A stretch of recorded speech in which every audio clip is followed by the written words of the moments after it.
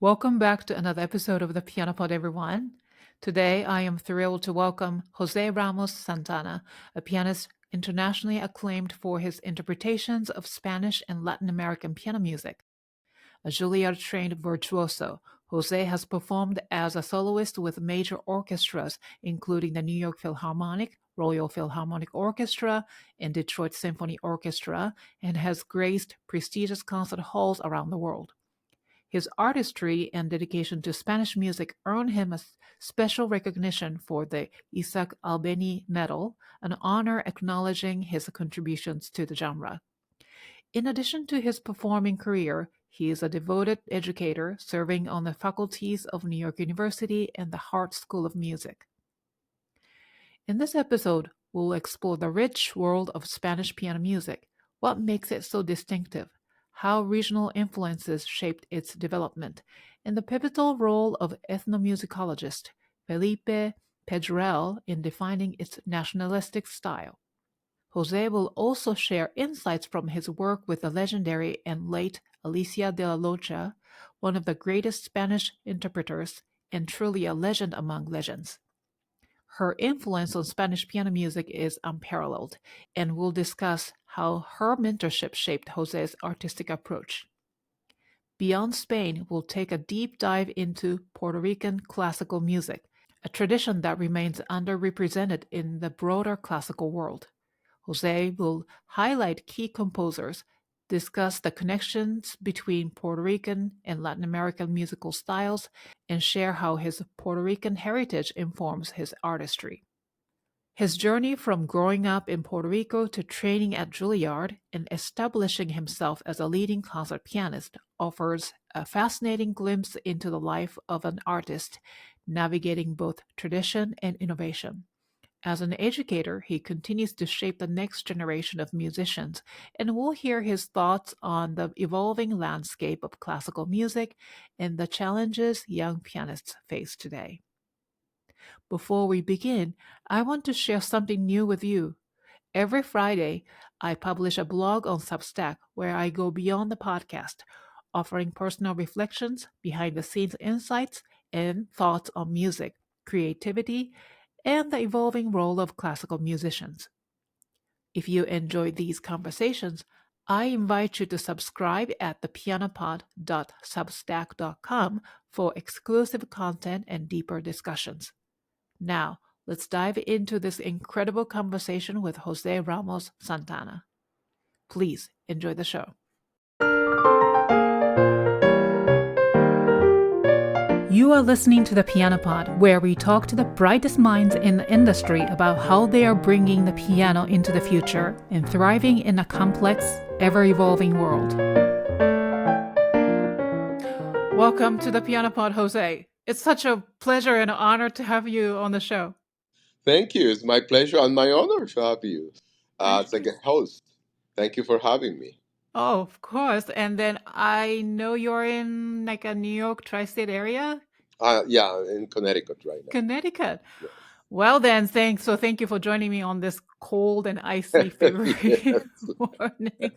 So I've always been fascinated by Spanish music. It's instantly recognizable. The moment you Right. hear a piece by any Spanish composer, Right. say, Granados or whatever, Right. even if you don't know the name of the composer, you know that's a Right. Spanish music. Right. Right? Yes. Absolutely. And then there's this incredible fusion of folk traditions with regional diversity and classical structures, and then an really expressive passion and rhythmic vitality that's really, Yes. I feel like, sets it apart. So I've also been really always drawn to Spanish culture in general, and the language, poetry, and the cinema. They have such a amazing cinematography, the list of films that they have. And then so I really like the way that these films really capture something raw and deeply human and emotionally intense, well, just like Spanish music. So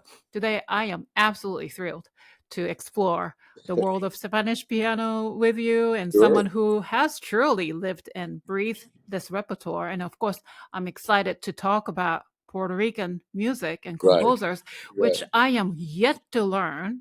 Yes. and this amazing music of your homeland. Right. So let's start by getting to know you a little better. So you've received numerous accolades and performed on some of the world's most prestigious stages, and then a distinguished Steinway artist yourself.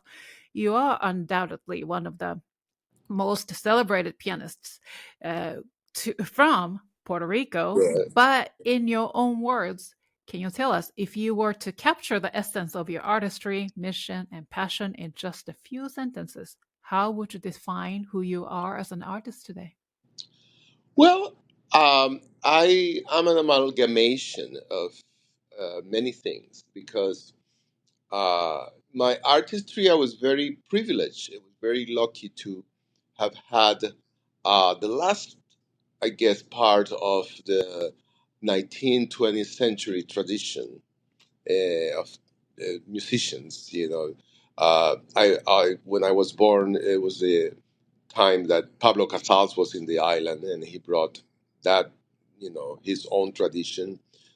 Some of my teachers had studied in Europe before Second World War, so akin to the Spanish culture, uh, two of my teachers have studied first at the Real Conservatorio de Música de Madrid and then to École Normale, that was first founded by Alfred Cortot. So saying that, um, the some of my teachers were uh, came very much influenced, and they studied with people like Ricardo Viñes, who was one of perhaps the most famous first interpreter of Spanish music, and although he lived in Paris at that time, and in Spain they studied with, or they were associated with Fernandez Arbós, who was one of the uh, uh, uh, notable conductors of the Sinfónica de Madrid at that time. Uh, I think one or two of them studied with a lady called Lola Rodriguez de Aragon, who studied with Anton Rubinstein. So there was, this influence, and the Spanish music was always a very strong kind of definition in my upbringing. So therefore, I think that I loved it. So I think that my mission is to continue that with that old tradition, and of course, later on, I met Alicia de Larrocha, and so on and so forth. But um, as you said, the Spain culture and the Spanish tradition in me was deeply rooted, and so I feel that, I'm a conduit for the new generation from this point of view. My mission, as part of my mission is also to educate young generations of pianists. And right now, for example, I have started in Puerto Rico, this Puerto Piano and Strings for Puerto Ricans and also international students to come to the island and just participate in this wonderful festival with international and national artists. Uh, so I think that this is what I want to make sure that I establish, as my legacy and as my mission. Also, again, I'm being very fortunate, and I'm very thankful for life for having had great teachers in my background, from Puerto Rico to the end of my studies. They all carry a tradition that is lost, uh, and so anyway, I feel that I am a link to that old tradition too, that of artists in artistry in the piano. Thank you so much for sharing.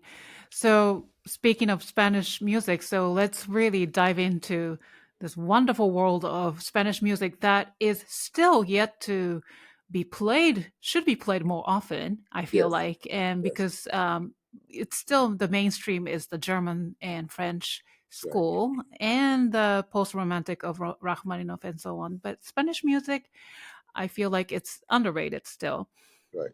right? So Spanish music is often associated with flamenco and guitar, but there's so much more to it. Yes. Can you walk us through the diverse regional influences that? Yes.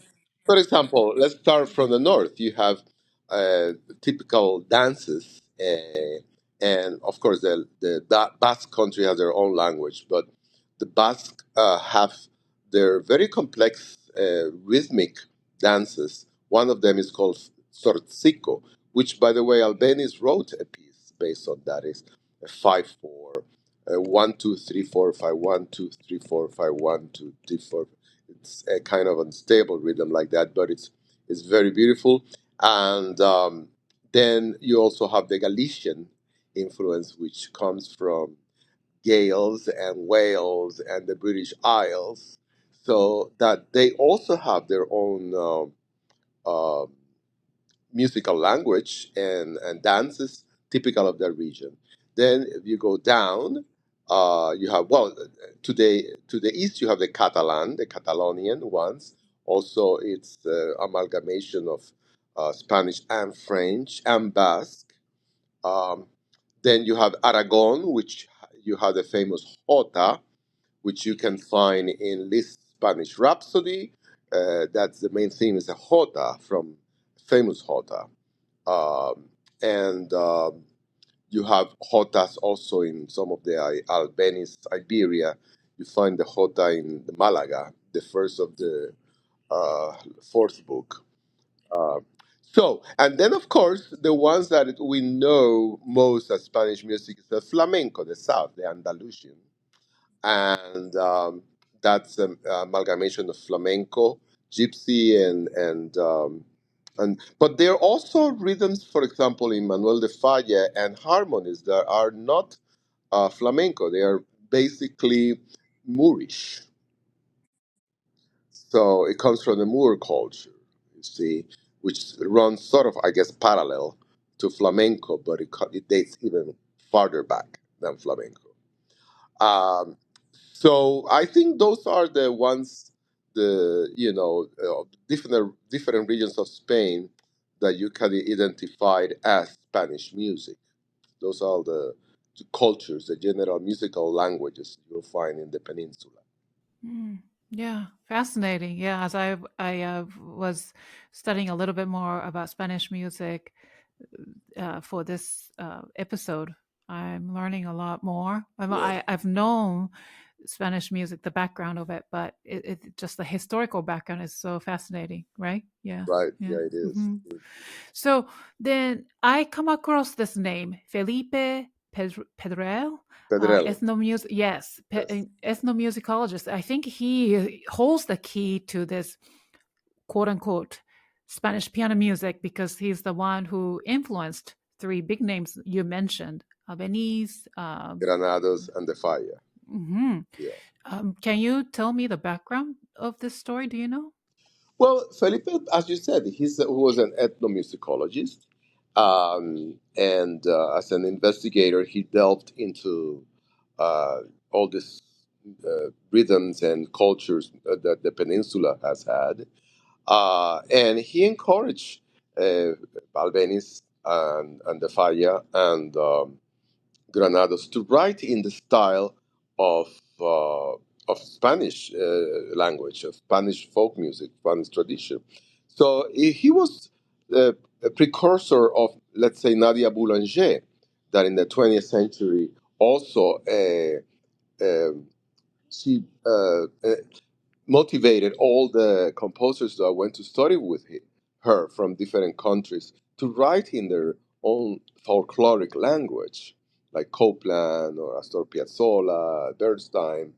Uh, so he was actually I think the first one to recognize that the peninsula has a great cultural tradition in music and dance, and it should be put into the composers' pages. It should be written down as music, and of course, in the case of these people, they were pianists, and so that's how they demonstrated.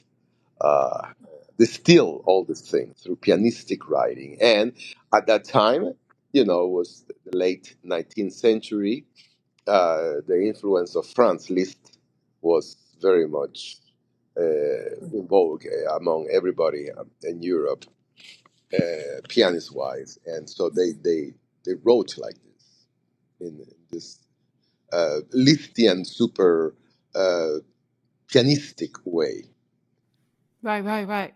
Yes. But also, I remember these three big Spanish composers, Albéniz, Granados, Falla. They also spent quite long time in France. I Yes. think that was like the cultural center around that. Yes. So Absolutely. you Yes. hear the influence of French music as well in Oh, there. yes. Very much. Very much. For example, I think the one that you can see this the most of this in the Iberia suite of Isaac Albéniz when he wrote it in when he was living in Paris, and he wrote it as impressions of this of Spain. He titled it, I'm paraphrasing, but this is what he had in mind. And it was the publisher who said, well, let's find a more marketing title, and why don't you call it Iberia Suite? So yeah. So, but again, Albéniz concentrated in the southern or the Andalusian rhythms of flamenco, and distilled by the impressionistic. He was a good friend of Claude Debussy. Claude Debussy admired his El Albaicin, though one of the greatest pieces written in that period. So he had this Paul Ducasse, all these composers at that time had a distinctive influence, and thanks God, because I mean his writing is just unique and phenomenal. He took the impressionistic and made it his own with this merge of flamencos, Andalusian, Spanish music. Absolutely, yes. So for those who are listening right now, we're discussing about Isaac Albéniz, amazing, his masterwork, Iberia. Iberia has 4 volumes, and Correct. each volume has 3 pieces, Correct. right? But Yes. it's not the little tiny dance suite or anything. It's like each one is massive, Right. Exactly. right? It's a So, virtuoso piece in itself. Yeah. oh my goodness, right, Yes. right. And then I know that you performed all of them. It's physically extremely difficult. It is. Because the problem is that they don't get easier as the volumes progress. The most difficult is the fourth volume, and the more complex and the longer ones, like Jerez. It's very difficult. It's hard to keep the concentration, of course, the memory for that long period of time with so many notes that he wrote. When he wrote it, he thought, I don't think anybody's going to be able to play this. It's unplayable.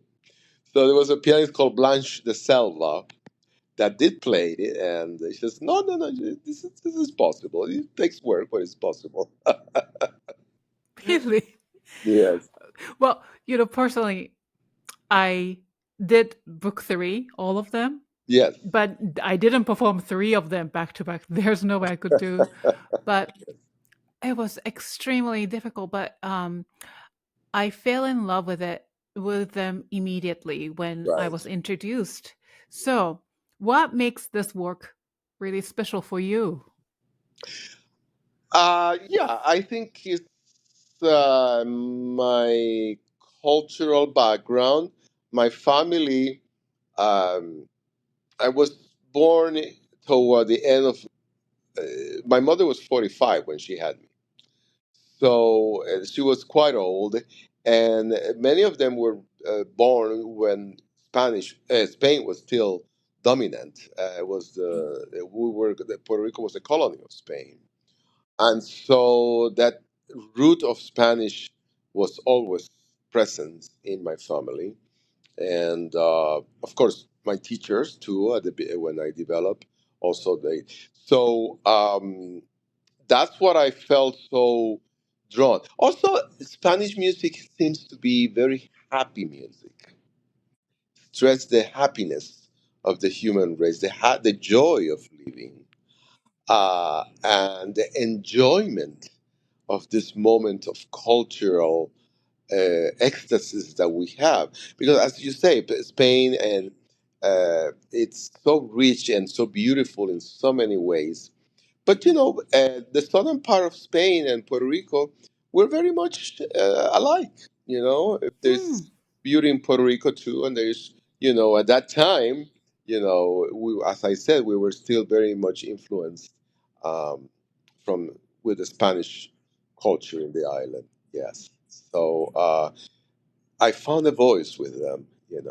And I was gonna say, when you said before that the pianist education nowadays um, concentrates. Well, I mean, of course, the base of the pianic education, as you say, the German, romantic, even going back to Beethoven, Haydn, Mozart.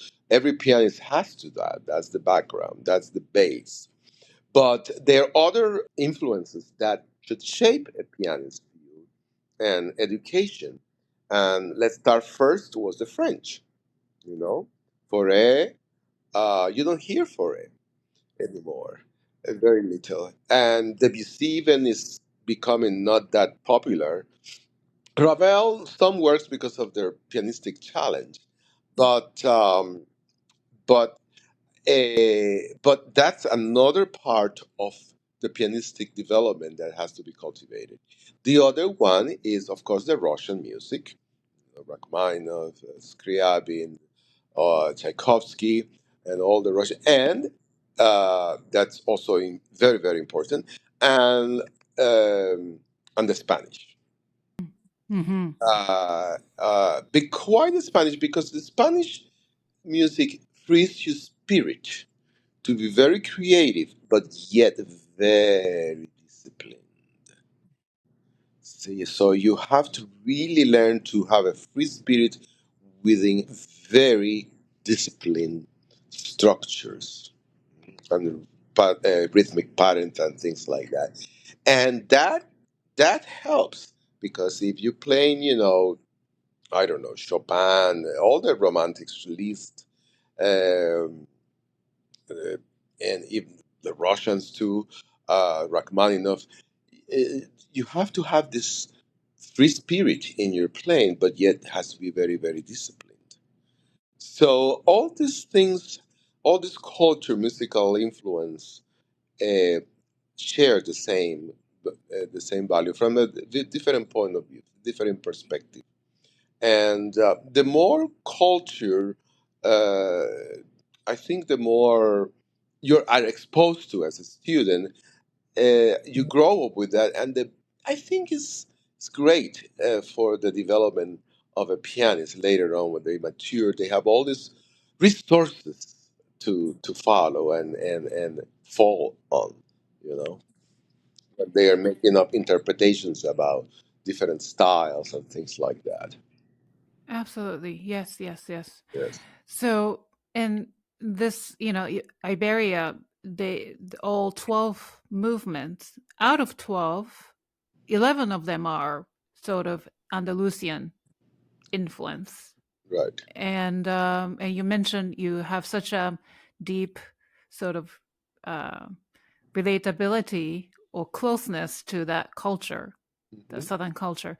But except for one is I think Lavapiés is not from the Andalusia. No, Lavapiés is from Madrid. Uh, Okay. yeah, we had. Why is that so hard? That Yeah. piece. Well, because if you Lavapiés is it was, but it still is called Lavapiés, but it was a kind of an ethnic ghetto, if you want to describe it that way, where the gypsies used to live, and but they intermingled with other cultures, um, Spaniards. And so it was very, very typical. And then, of course, the Madrid has their own personalities and their own type of, I would say, characters. Then you have the characters of the guy and the girl who the chotis dance, which is very madrileña dance, and of course the paso doble is also there. So Lavapiés was what Albéniz remembered, hearing all this confusion. It's a little bit like Charles Ives, that had all these memories when he heard, all this evangelical uh, uh, hymns with parades and with other hymns from the Republic and everything together. And he, of course, in his own dissonant, highly complicated language, pianistically, contrapuntically, harmonically, you name it. So lavapiés is that type of piece, you see, that is sort of brings this confusion when I can imagine Albania says, God, I remember all the, they had like a little organ that you just pumped like that. There was a little monkey that kept, dancing to it, and there was somebody asking for money, and then there was the florist selling, the flowers, and there was all kinds of things happening, very, very colorful. And he tried to write in notes all these dissonant sounds, all these clashing experiences, and that's why it is so difficult. Yes, it Yes. is. Yes, and then but I've heard many several performances. Well, one standout was a live performance by Yuzha Wang. She played beautifully, but some recordings they played it so clean, too clean to me. It's just a miss. It missed out the cultural, like a little messiness, in my Yes, yes. opinion. Well, yes, because it's difficult. You have to sort of uh, make a choice, but whether you're going to be very, very clean or just emphasize the rhythm. The one I think that is most satisfying is De La Rocha, because she has that rhythmic backbone with all this cleanness that she used to play with, and it's fantastic how she does the proportions of sound and form, and everything sort of works for her. Unfortunately, the piece also lends itself to be bombastic, and I think that's already distorting the idea that it's not bombastic. It can be bombastic because it's so huge, but that's I don't think what Mr. Albéniz had in mind.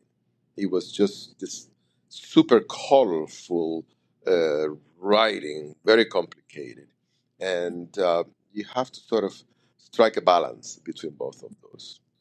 Wow. So speaking of Alicia de la Rocha, so first of all, what was she like? Uh, or she was the typical, you know, either Russian teacher or well, the Spanish grandmother. She was like, for her pupils were part of her, and she took a personal interest in each one of them and their development and their careers, and so she was wonderful. Yeah. So you actually studied with her, and she gave I, you I, lessons. I what I did with her is I studied the Iberia with her, the whole. No way! Yes, I did. Wow! Yes, I think we did 11. There was one that I couldn't play for some reason, but we did 11 of the 12. I I worked here with her. How special! Wow! What stands out of all the probably advice you get? Yes, well, it's very funny. I like to tell these stories because when I first came to the Juilliard school, well, and study with Adela Marcus, of course, she knew that I was from a Hispanic Spanish background, and she emphasized that I should play this music. So, and at that time, I think I only have done maybe one of the Iberias, and she introduced me to another one. Well, the Triana, of course, and the first one, Evocación. And she played Evocación in such a convincing way when she was in the studio. Her best performance was in the studio. Uh, there she could play like you have never heard anything like it. Uh, but what struck me was the understanding of the style that this lady had. She had never been to Spain, um, and she had never studied with somebody from Spain. She studied with the Levins, the Russian and German school, Schnabel, and yet she was able to capture the flavor, the spirit, and even the rhythmic turns, and did it so well that I was in awe, how she did it. Um, I think she used to play also Andalusia from the Falla, again in a manner that the other person I've heard play like that is De La Rocha. So when I went to De La Rocha, I played some of that, and De La Rocha said, "Oh my God, you play very beautifully. Who was your teacher?" So I told her. Then De La Rocha called the Academia Marshall and told them about me and blah blah blah. But so starting with De La Rocha was like a continuation of what Marcus was doing. I remember doing once El Albaicin with her, and of course, sometimes you forget. Uh, there's they're so complicated that you just strike for getting the notes right and clean. And she said, no, no, no, no, no, phrasing, phrasing, phrasing. It was just like listen to Adel Marcus teach. Yeah. So it, it was very very interesting, very illuminating. She gave me some informations about what the dances are, the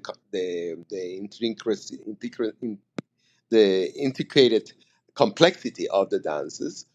And for example, she pointed out to me La Jota in Malaga in the middle section of it. She says, "This is a Jota, you know."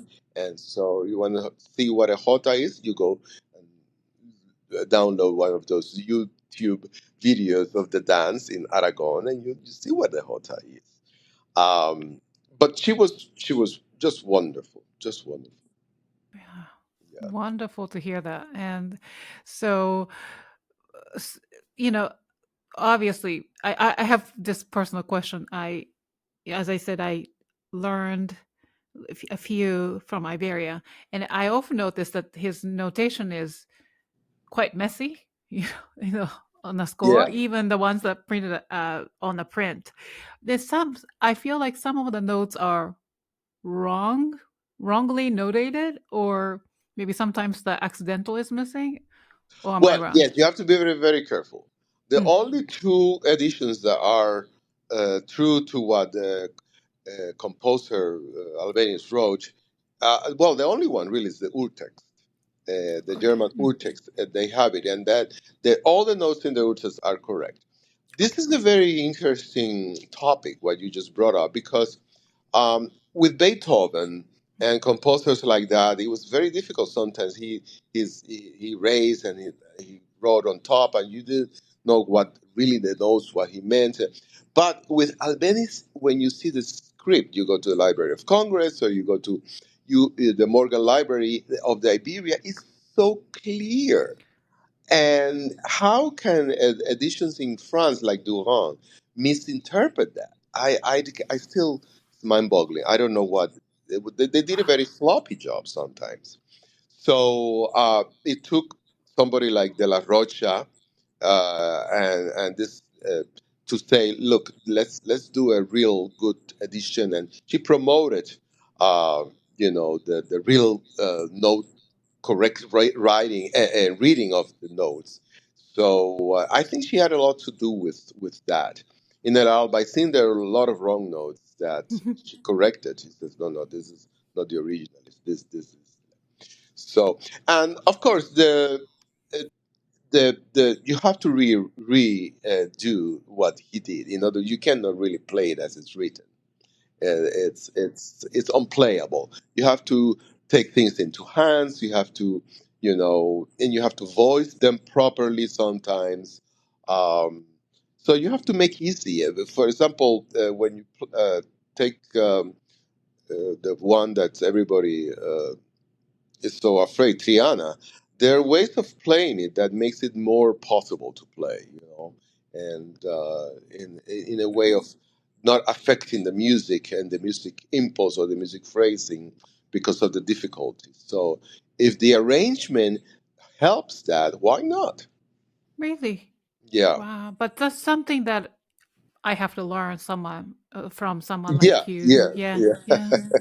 Yeah, That's you true. have to rearrange many of those pieces. And Mhm. De La Rocha did too. She rearranged many of them. Really? Yeah, Wow. yeah. De La Rocha's hands was interesting because she had, they say small, but she had long fingers.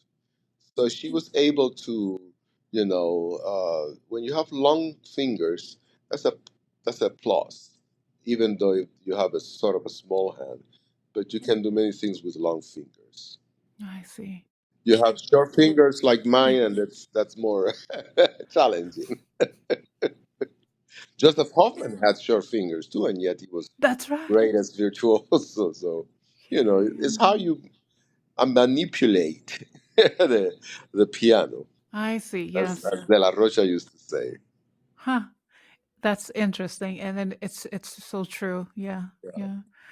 Well, thank you for sharing all these insights about Iberia. I've always had big question marks about interpretations and things like that. So just coming from you, especially studying with someone like Adele Marcus, and then yeah, of course with Alicia de la Rocha's La Rocha, insights, yeah. it really just all of a sudden the music even comes more alive to me. Right. Yes. Yes. Yeah, And yeah. as I said, my main teacher was Marcus, but De La Rocha, I only studied the Iberia with her, but she considered me one of her pupils. I was like honored. I said, "Well, thank you so much." Oh no, my pupils always mean a lot to me. So keep me posted of your career.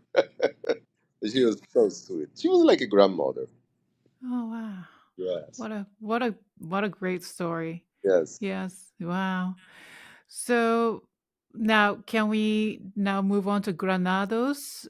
And Yes. uh, Granados also played his Yes. most famous Goyescas Yes. piano suite. Right. So can you tell us what makes these series of pieces so? Well, Granados was, the improviser. All Hmm, of that you've seen in Page was improvisations that he did. no way, So yes, really? everything is improvisation. So he decided, or somebody I can't remember decided, say you have to pen them down, you have to write them down because they're too precious just to left in the air. So he did. Goyescas is based on the opera Goyescas, which scenes from Goya's painting. Um, and so the the style of Granados is much more conventional in the sense of pianistic writing, like more Lisztian, arpeggios and double notes and things like that, uh, in a more clear way, not harmonically as integrate. Uh, but there were two main influences in Granados' upbringing. That was Robert Schumann and Domenico Scarlatti. Oh, okay. Yeah. Huh. So many of his writing has this type of Scarlattian clarity and bite to it, with this very romantic, I guess, French salon style. But amalgate the Goyescas is a throwback to classical Spanish music, meaning from the classical period, Arriaga and composers like that, which weren't that many, but his tonadillas were all, based on classical Spanish music, not necessarily uh, flamenco or Andalusian. It's different. Yeah. I Yeah. see. You have a piece called Zapateado, for example, which it's a part. Zapateado is well, you have that later on in Latin America, in Mexico. Zapateados means dance with your foot in a particular manner and rhythm. You know, so even the gauchos have zapateados when they dance. It's like a cowboy dance, became a cowboy dance in Latin America, but it stems from dance from the dance with the feet in Spain. Then you have pieces like Allegro de Concierto or Cenas Románticas, which is very much romantic piano music, which with a Spanish flavor. That's mainly what it is.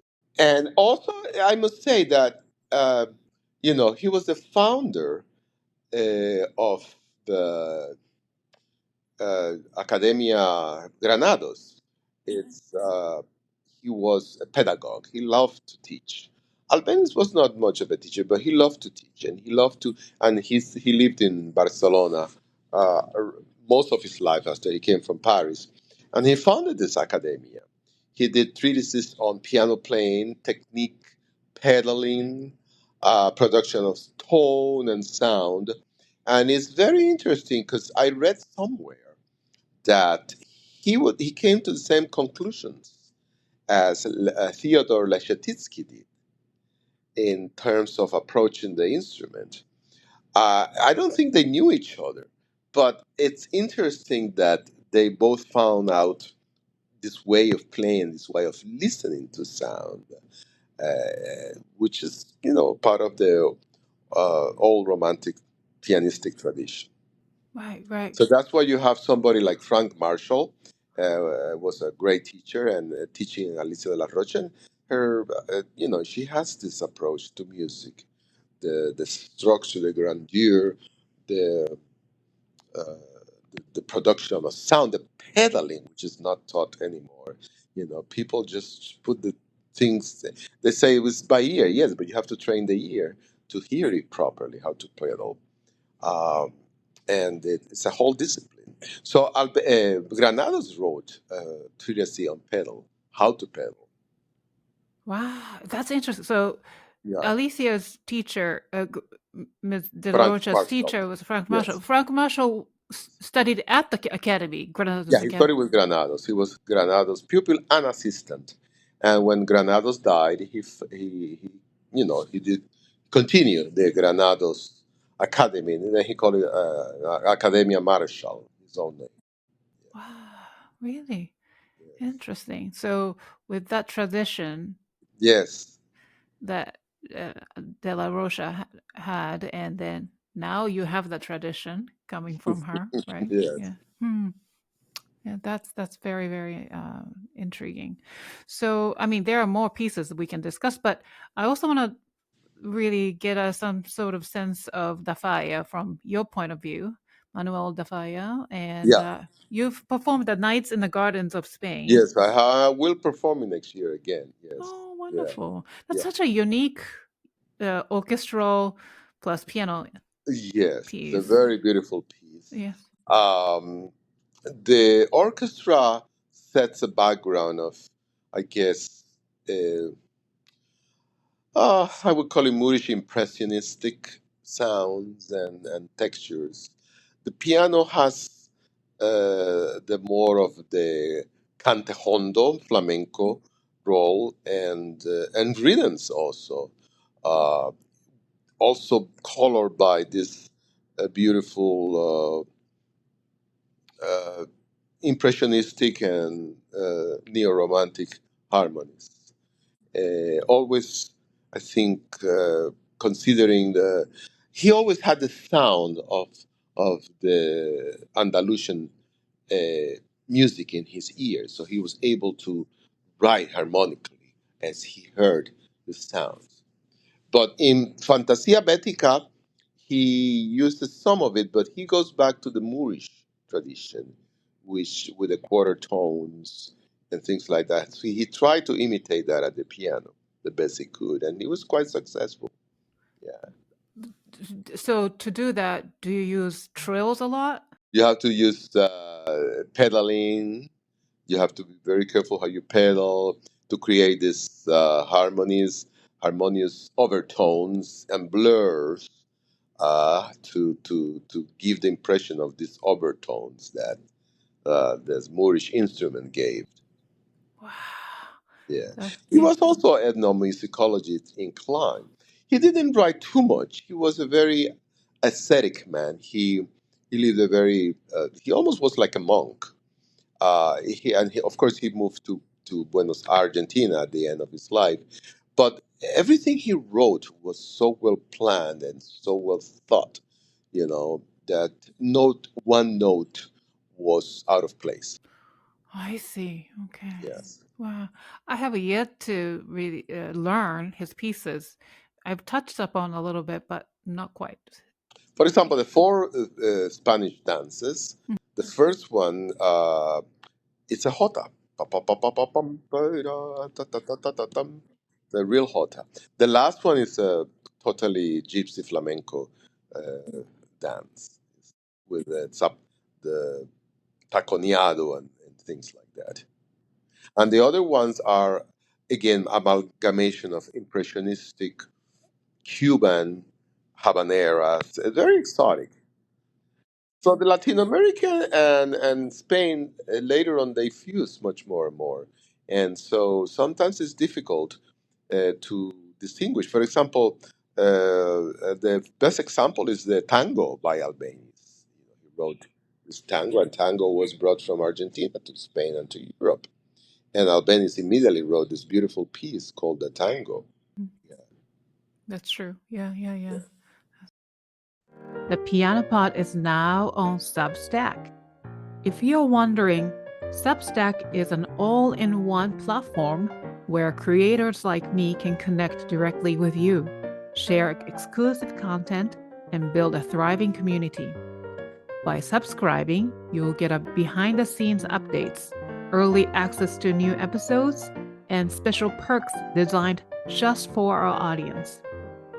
Your Substack subscription helps us create more of these meaningful conversations and support initiatives that uplift the classical music community. So join us on Substack and be part of this journey. Please go to thepianopod.substack.com/subscribe or click the link in the description to subscribe today. Thank you for your support, and I look forward to sharing more joyous and meaningful experiences with you on the Piano Pod. Let's move on to the 20th century Spanish music, which you've done the complete piano violin works by Xavier Monsalvache. Yes. It's very hard to pronounce. I Yes. know. Yes. Means wild forest. Oh, really? Yeah. Oh my goodness. Yeah, but his music is like a wild forest. It's like a wild forest. Yeah. Yes, right. And he has this some of the I've listened to his solo pieces as well, and then has the sort of Afro-Cuban influences too. Oh And yes, there you yeah, are. Just the amalgamation of Caribbean and Spanish music, and of course he took the poems of Nicolas Guillen, a great poet from, and he set them to music with this just delicious pieces, harmonies of habaneras and Afro-Cuban danza, the last one. It's just fascinating in the hands of a Spaniard. yeah. Beautiful. So for my listeners, please check out Mr. José Ramos Santana's recordings of some of the pieces I mentioned, especially this violin and piano works by Monsalvache. Yes. Monsalvache. And then also you have other recordings, obviously. Oh, so yeah, I did. I recorded the Glossas, piano concerto for piano and orchestra with the Royal Philharmonic by my friend and colleague Roberto Sierra, noted Puerto Rican composer who's having a great career uh, to this date. Oh, that's right. Yes. Yeah. I know the album, but didn't you also record like concertos, like Yes, Ravel the concerto? Ravel G, yeah, Mm-hmm. and the Sansan G minor. That's right. That's right. Yes, They are yes. incredible. And then I can't Thank wait to you. talk about Roberto Sierra. But before that, I kind of want to know your upbringing in Puerto Rico, and then how you discovered the love for music, and then later on you moved to the United States and studied at Juilliard with Adele Yes, Marcus. So right, right. how was music introduced to you? Well, my as I grew up with my mother's from in my mother's side of the family. My mother went back to live with them, and she took me. So since I was, a baby, my aunts and my uncles, they all love music. They weren't professional musicians, but they were amateur musicians. And my aunt studied voice with the great tenor Antonio Paoli, who was a very, very important figure in Europe in the an early 20th century, late 19th century. He even uh, sang under Verdi, one of the Othello's productions, I think, in Covent Garden. So my aunt loved music, loved opera. So, and then, but my other aunts all took piano. My uncle loved music. They were founder members of the first Pro Arte Musical in the 1930s in Puerto Rico that brought all the great artists, Segovia, Rubinstein, Claudio Rao, Jesha Heifetz to the island. They used to stop in Cuba and then in Puerto Rico. And so that was the background of my when I grew up. Then my next door neighbor moved to be a pianist herself, her daughter, and both actually she studied with this great pianist. She she's known as Mexican pianist, but really she was born in Gurabo, Puerto Rico, from a Puerto Rican father, Angelica Morales Fonsauer, and Angelica was a pupil of Franz Emil Fonsauer, who was one of Liszt pupils. Yeah. So I had that next door to me, this teacher who studied with her. I used to hear her practice. So I started because, of course, we had a piano, and I used to hear her practice, and I used to go to the piano at my house and try to pick up by ear what they were practicing. So she calls my mother. She says, "Wait a second, is somebody trying to play what the Greek concerto that I'm practicing?" Oh, so, oh yes, that must be my son. So anyway, so she said, really? I was 4.5 years old. So she said, well, send that boy immediately to me. So I started with her. But I developed mostly with the Figueroa family. After a period of time, when I was 7, 8 years old, I went to the Figueroa, and they were the ones that really, really developed me. Carmelina Figueroa, my teacher at that time, was the head of the High School of Performing Arts in Puerto Rico. The Free School of Music was called, or is called.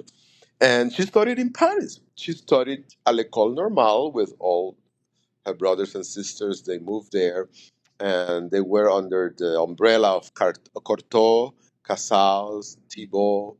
Uh, they formed the quintet, Figueroa Quintet, at that time in Paris. And if it weren't for Hitler and the Second World War, they would still probably be there. But then Second World War broke, then they had to come back to Puerto Rico, and they started teaching there. So my teacher, uh, it's interesting because l'école normale at that time, you had people like Dino Lipati, Rena Janoli, who Gina Bacauer, that went through the École Normale or studied with Cortot. Uh, but it was meant to be like a pedagogy school, I was told. The Conservatoire of Paris always was the performing, it was the Juilliard of Paris. But l'école was more of to train good teachers. So my teacher studied with an assistant of Cortot, Jean Blancard, and she was a great pedagogue. So she gave me a very, very good foundations. So when I went to the Juilliard school and I played for Marcus, she was like, "Wow, you really know how to play the piano. Who taught you?" And so I told her, and So when I went to Marcus, I had that already, under my belt. So Marcus just really developed me and disciplined me and all of that. But I had a very, very good foundation, good training, good sense of musicality, and ear for sound and all of that. Mm, that Yeah, wonderful I was ear. very, very privileged. Yeah, very Hmm. lucky. But developing ear is like the really The the most priority, difficult. most important Yeah, thing as and a the most musician. important thing. Hmm. Yeah, Absolutely, yeah. absolutely. Wow. Yeah. And what was it like back in Juilliard days? Uh, well, Juilliard, they used to call it a professional school, so it was a very professional school. Um, uh, it was a big shock for me, coming from Puerto Rico to just be in New York at that time. Um, and but my mother moved with me, and the training that Adele Marcus expected was just very tough. She was a very tough, demanding teacher, and I talk, talking later on nowadays with my colleagues, the ones who studied in Moscow, the Moscow Conservatory. It was the same kind of training. You had to be able to, have pieces. I remember I had eight works in one semester by memory. She demanded you have to have it by memory the second week. And it was really that type of training, like in all Russia. But that gave me a tremendous discipline.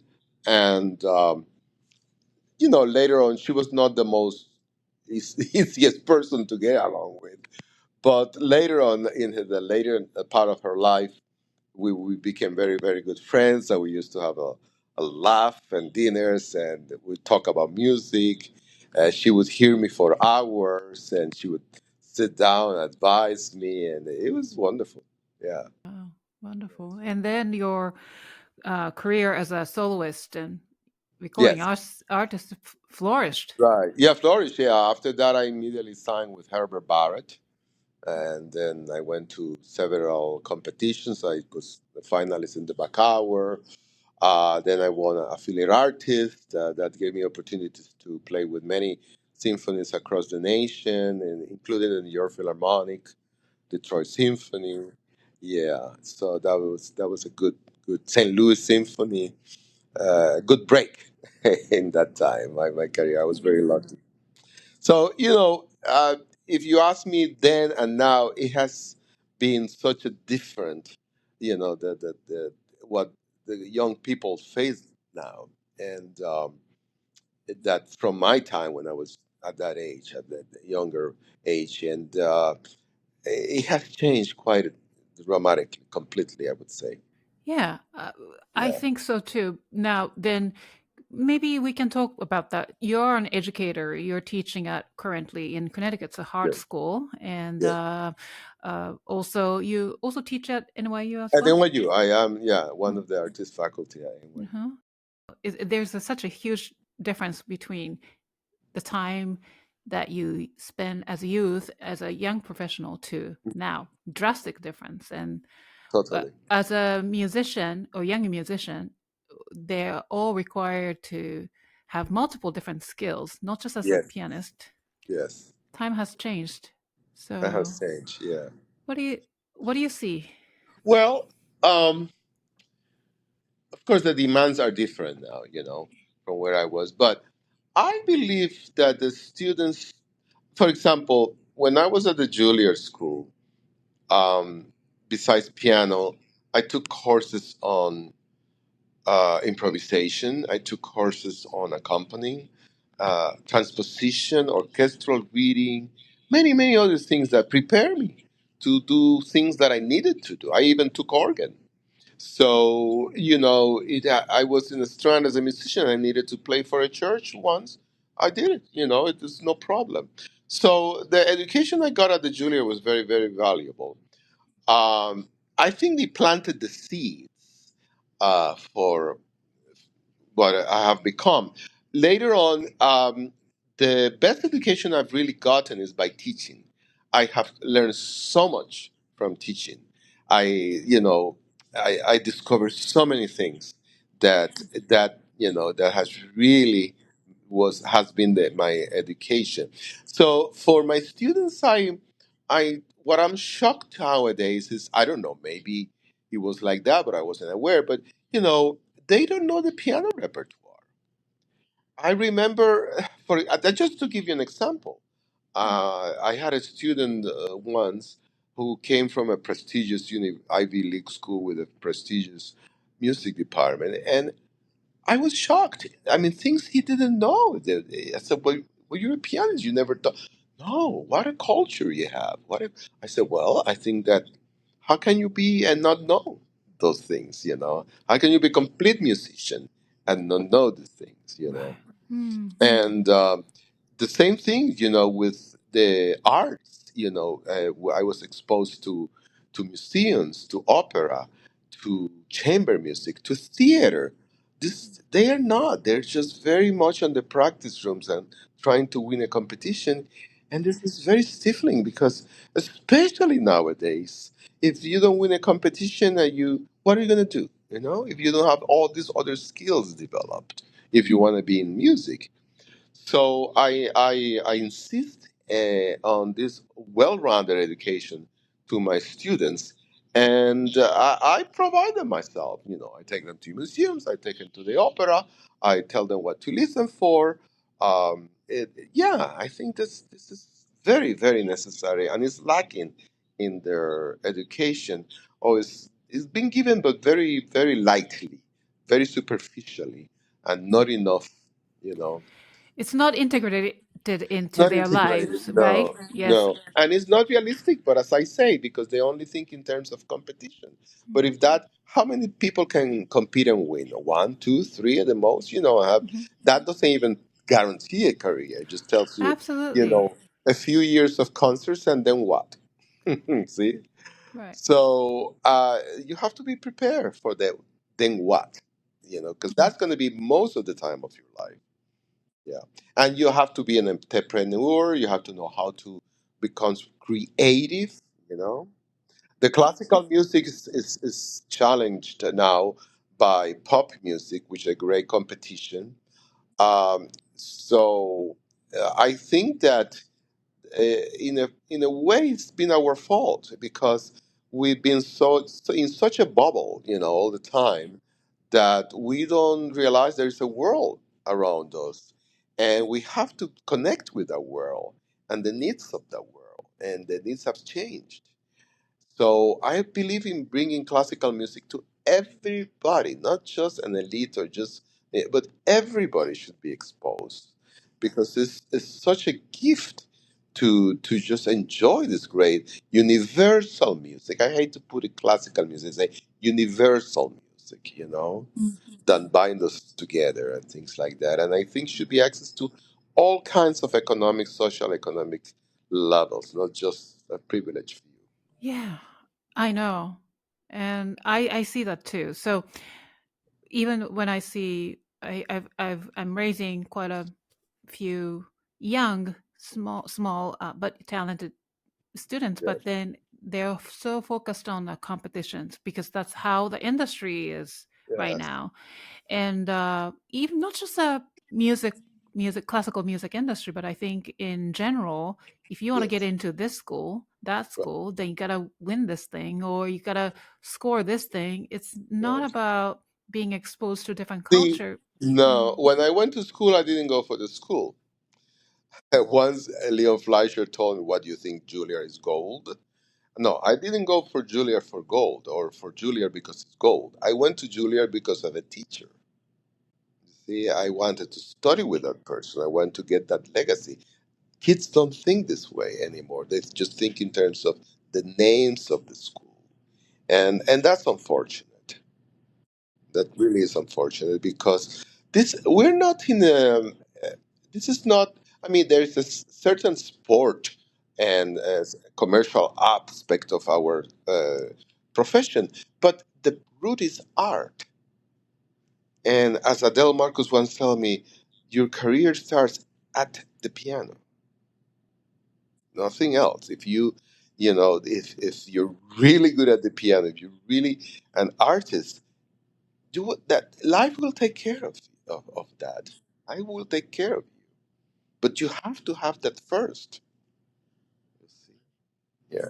And this is what is not, these young generations don't really have in mind. It's a little bit empty, hollow, their approach to, yeah, to everything. Yeah. Yeah. Then later on, yeah, they discover that.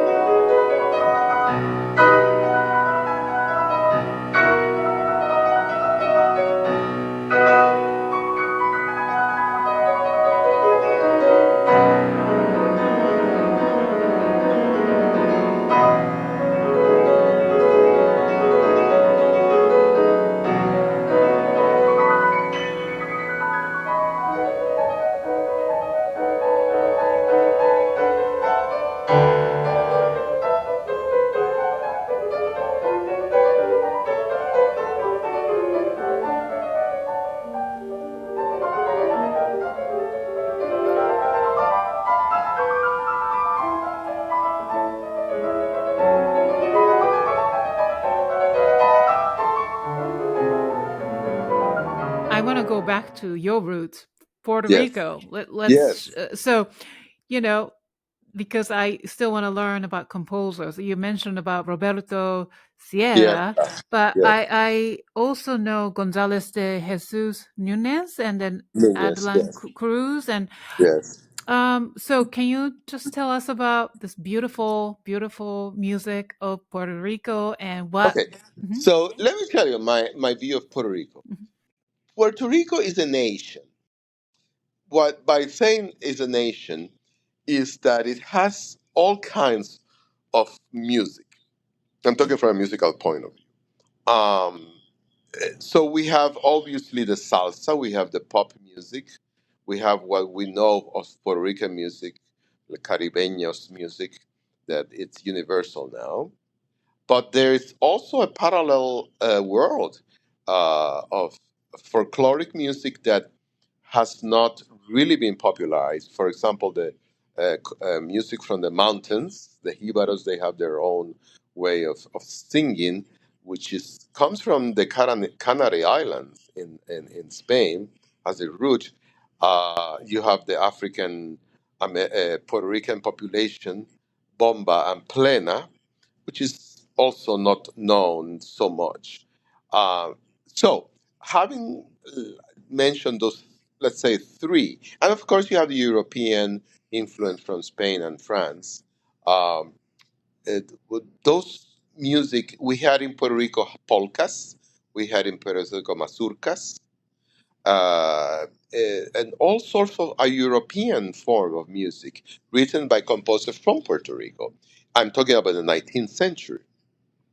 Many of these composers, like Julio de Arteaga and Manuel Tavares, I'm talking about 1865, 1870, 1880, went to France to study in France at the conservatory, or people with or from the conservatory. There was a Marmontel was a very famous piano teacher at that time. I think he was a pupil of Kalkbrenner. And this one you mentioned, Gonzalo Nunez, who later moved to Cuba, and I think he died in Cuba, but he was born in Puerto Rico. Studied in Paris with Georges Mathias, who was Englishman, who was one of Chopin's pupil. Oh, I Yes. see. See, so he was supposed to be quite a virtuoso. I think he played in New York once in Aeolian Hall, a very old hall that doesn't exist in ages. But he settled in Cuba, so he wrote music again with kind of habanera rhythm, but very French salon style. You see. Now Tavares he stayed in Puerto Rico. His daughter Elisa Tavares was a pianist, and she became one of she was like the Rosina Levine of Puerto Rico in that time, and she studied with Isidore Philippe in Paris, Mm-hmm. and she studied. She played in New York too. She started an academy of piano in Puerto Rico. Many of the pianists of the early 20th century studied with her, Elisa. but the Manuel, her father, was the one who wrote danza, la danza puertorriqueña. He was the father. The danza comes from the Cuban contradance and the Cuban habaneras. People like Ignacio Cervantes, Saumel wrote in Cuba contradances and dances, who were these salon pieces with a promenade for first A section, then the dance, the B section, and goes back to this A. Well, there's introduction A, B, A. That's the format of the danza.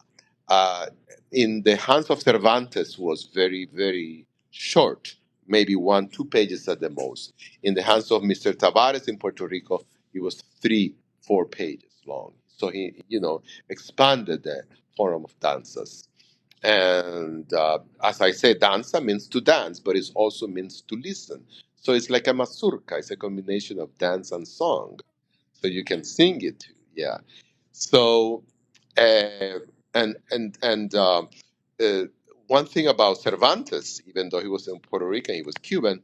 He was living in Paris at that time. He studied there, and he lived near Franz Liszt. And Mr. Liszt walked one day through and heard this piano music, very weird, very exotic. So he knocked on his door, and Cervantes opened the door when he saw Mr. Franz Liszt in the footsteps. And Franz Liszt came in, he played some dances that he composed for Liszt. Yeah. Really? Yes, No he did. way. Yeah. That's so cool. So it's cool, yeah. Hmm. So, but Puerto Rican dances, in the hands of Manuel Tavares. Then there was another Juan Morel Campos that came at the same time. He was not a pianist, but he wrote a lot of dances for piano. And Mr. Morel Campos never left the island. Yet he was the most prolific and inventive. I mean, he had very, very innovative way, harmonic evenly, to impart to the danza puertorriqueña. He wrote over 500 of Oh, them. wow. Yeah. Then in the 20th century, that tradition of danza has been still, up to this day. There, I had a pupil of mine who wrote a danza, but it sounds like a danza written by Richard Strauss. It's so chromatic and so, but it still has that, that habanera kind of rhythm, the Afro-American, the Afro-Puerto Rican, Afro-Caribbean, and the French. Um, so it's fascinating. So that's one genre that the Puerto Rican classical music has cultivated.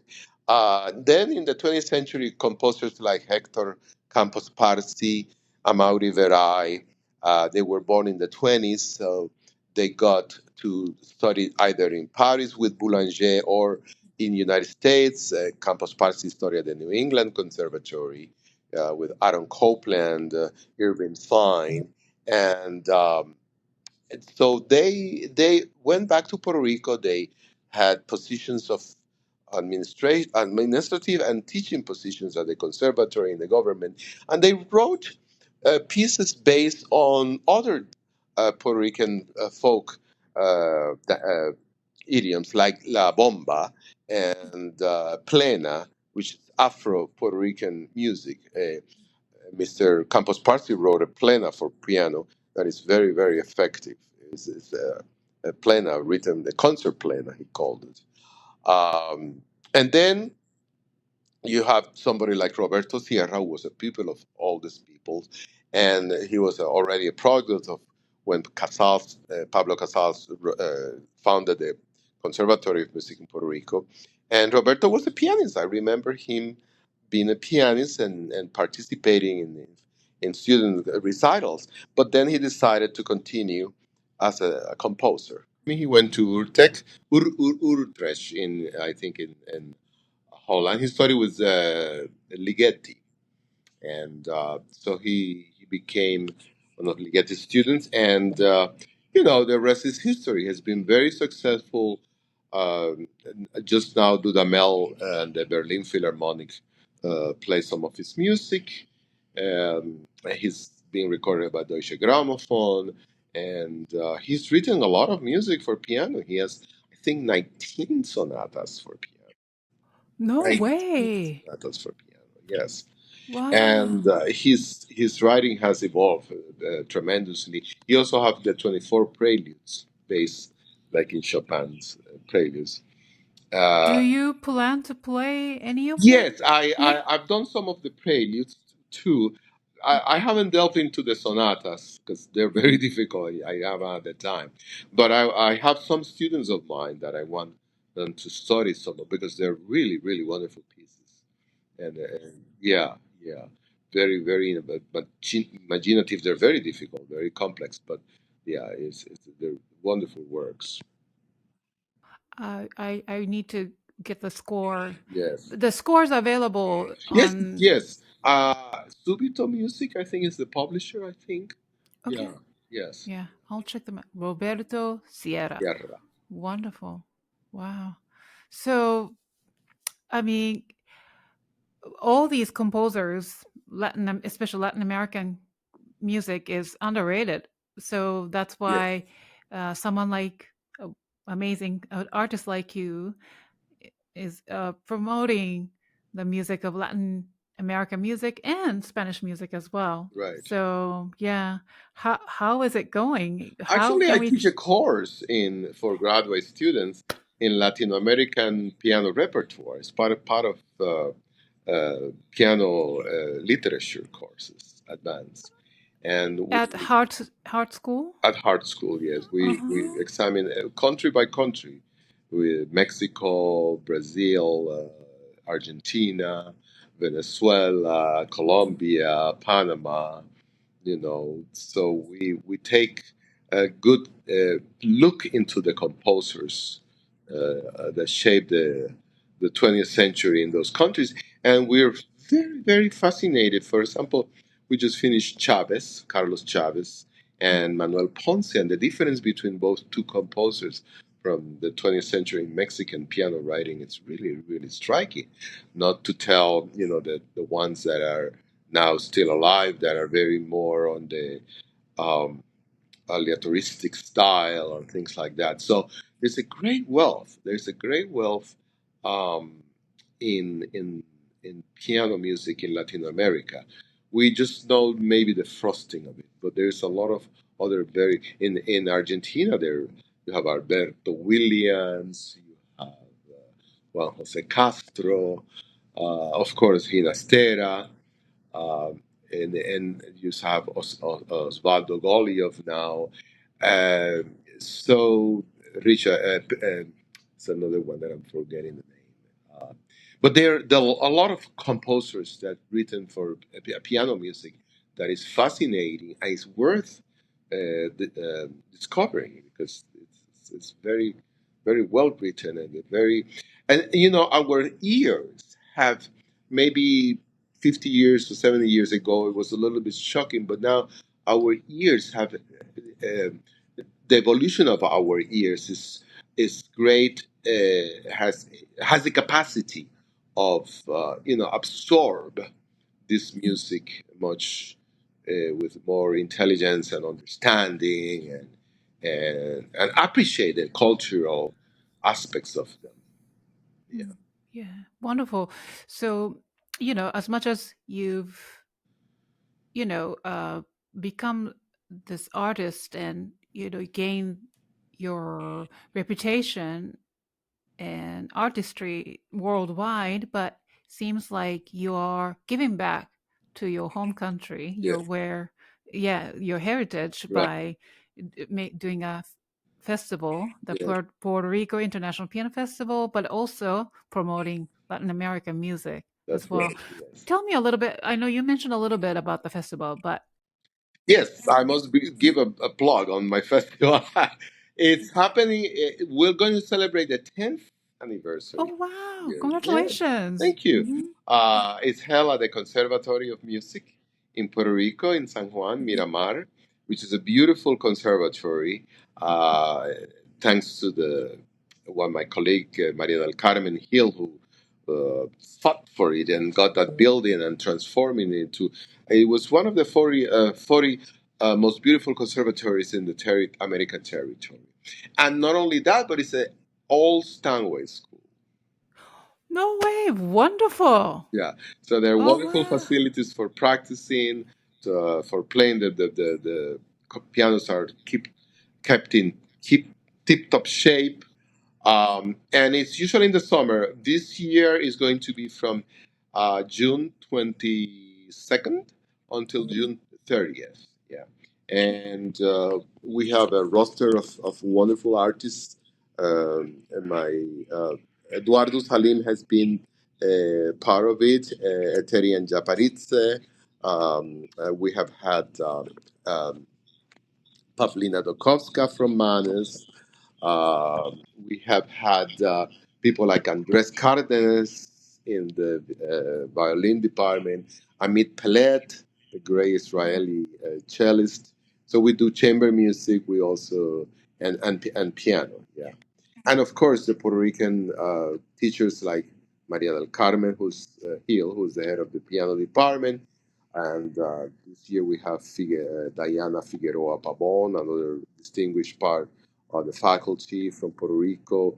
We have in the violin also the Francisco Caban, who's a wonderful pedagogue, and Luis Miguel Rojas, although he's Venezuelan, he's been in Puerto Rico for many years. He was part of El Sistema, a great cellist and a great teacher. So we also have Darrett Atkins in the violoncello department from he's going to visit us this summer from Oberlin and Juilliard. He's part of the faculty there.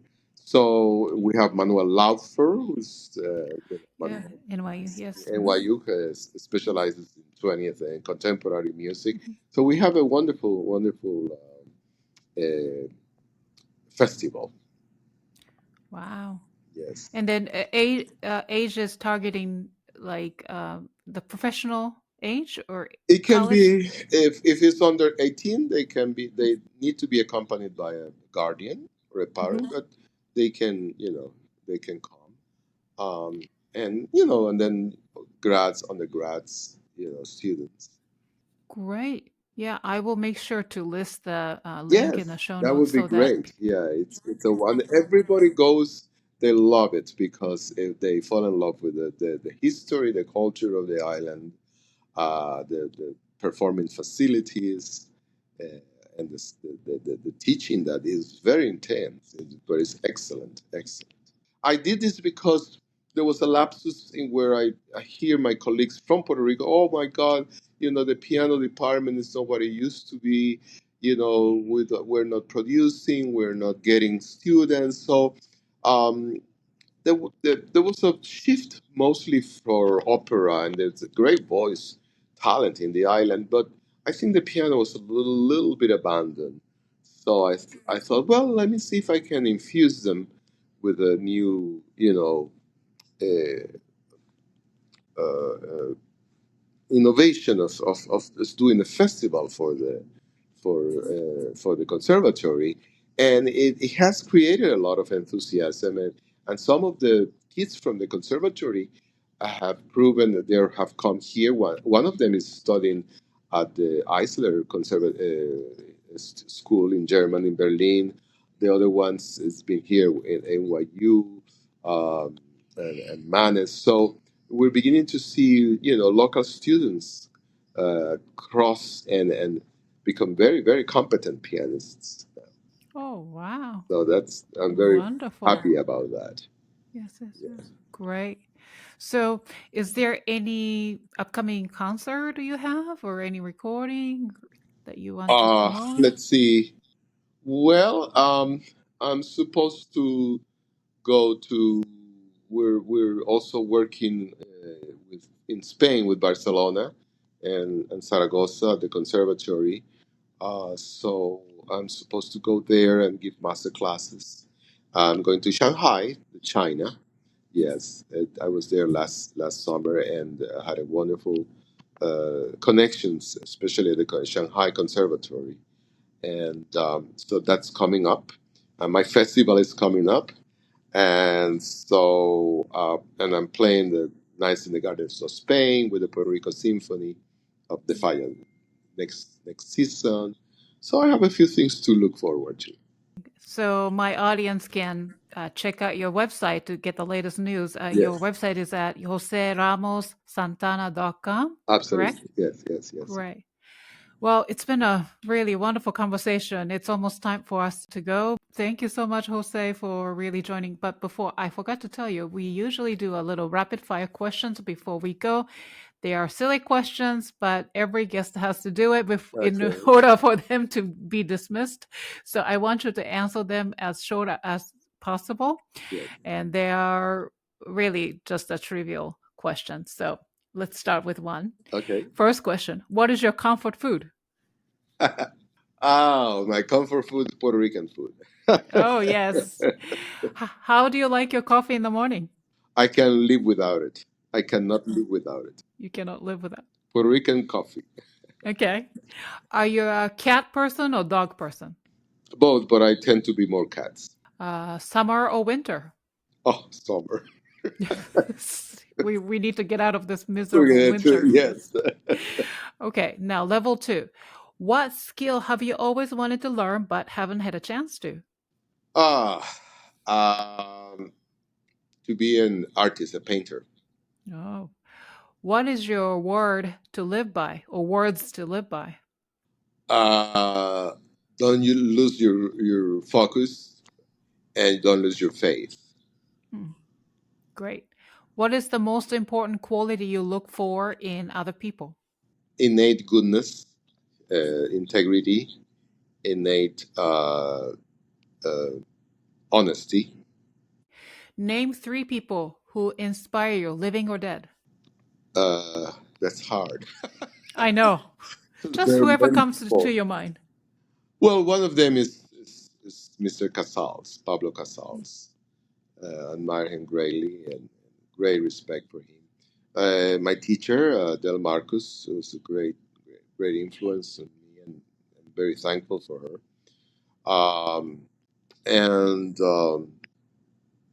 The last one is, I would say, my mother. Wonderful. Great. So last question, fill in the blank. Music is blank. Music is life. Beautiful. Great. This concludes the episode of the Piano Pod. A heartfelt thanks to you, Jose, for joining us today. Thank you. And then to our wonderful audience, you can learn more about Jose and his work by visiting his website at joseramosantana.com and start listening to his incredible recordings. And then, of course, thanks to our faithful fans and listeners for tuning in today. If you enjoyed today's episode, please give it a thumbs up and subscribe to the Piano Pod's YouTube channel. And don't forget to share and review this episode on your go-to podcast platform. I will see you for the next episode of the Piano Pod. And thank you so much, Jose, once again. Thank you very much for your opportunity. It was a pleasure to be with you. Thank you, Jose.